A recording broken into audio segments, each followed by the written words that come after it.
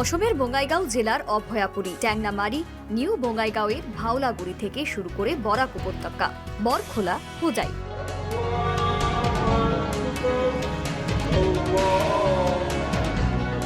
অসমের মুখ্যমন্ত্রী ডক্টর হিমন্ত বিশ্ব শর্মার শান্তি, সম্প্রীতি এবং আইনের প্রতি সম্মান বজায় রাখার বার্তাকে স্বাগত জানিয়ে রাজ্যের একাধিক এলাকায় এবার ঈদ উপলক্ষে গরু কোরবানি না করার সিদ্ধান্ত নিয়েছিল মুসলিম সমাজের একাংশ। সেই মোতাবেক রাজ্যের বিভিন্ন প্রান্তে বহু মুসলিম সমাজ, ঈদগাহ কমিটি এবং ধর্মীয় সংগঠন স্বতঃস্ফূর্তভাবে গরু কোরবানি থেকে বিরত থেকেছে। এই পবিত্র ঈদে গরুর পরিবর্তে ছাগল, ভেড়া, দুম্বা এবং উট কোরবানির মাধ্যমে রাজ্যের বিভিন্ন জেলায় সম্প্রীতির এক ইতিবাচক বার্তা তুলে ধরা হয়েছে। রাজ্যের গো সুরক্ষা আইন এবং সামাজিক সম্প্রীতির বিষয়কে গুরুত্ব দিয়ে এই সিদ্ধান্ত গ্রহণ করা হয়েছে বলে জানিয়েছেন বিভিন্ন ঈদগাহ এবং মসজিদ কমিটির কর্মকর্তারা।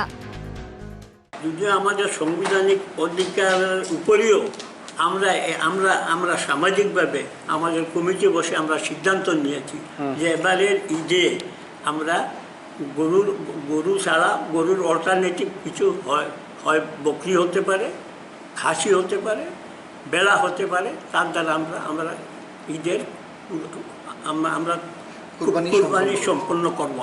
কুরবানি তো আমাদের দিতেই হবে, তবে থাকলো গরু সম্বন্ধে তো আমি বলছি আমার ব্যক্তিগত অভিমত বা অন্যান্য মানুষের অভিমত, গরুটা না দেওয়াই ভালো। সুতরাং যেহেতু আমাদের হিন্দু ভাইদের মা হিসাবে গরুকে গণ্য করা হয়, তাদের হাটে ধরে, সুতরাং আমরা এটা ছেড়ে দিলাম, আমরা আর গরু দিয়ে কুরবানি দেব না।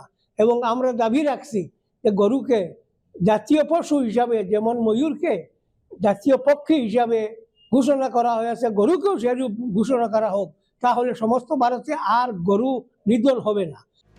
সকলের মতে ধর্মীয় উৎসবের মধ্য দিয়ে শান্তি, সম্প্রীতি এবং পারস্পরিক সম্মানের যে বার্তা অসমের বিভিন্ন প্রান্ত থেকে উঠে এসেছে তা নিঃসন্দেহে এক ইতিবাচক দৃষ্টান্ত। News desk report, news live Bangla.